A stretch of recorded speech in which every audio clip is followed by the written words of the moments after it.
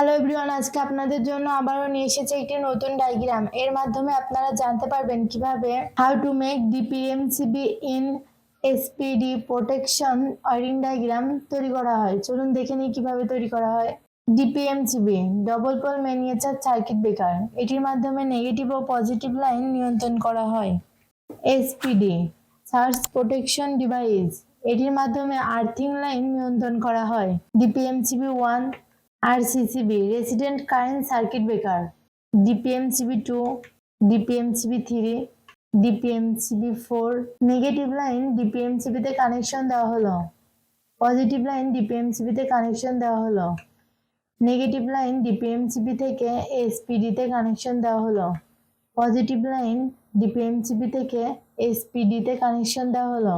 Negative line ডিপিএমসিবি 1 এ connection দেওয়া হলো, positive line ডিপিএমসিবি 1 এ connection দেওয়া হলো।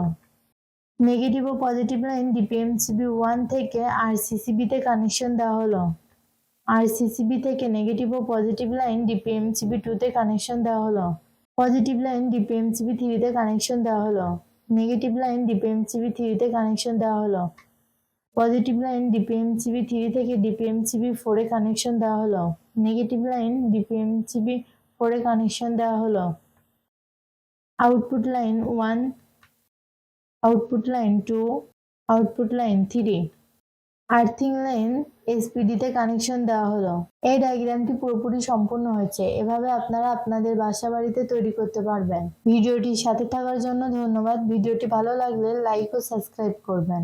আমাদের চ্যানেলে কোনো ভিডিও যদি বুঝতে সমস্যা হয় অবশ্যই আমাদের কমেন্টের মাধ্যমে জানাবেন।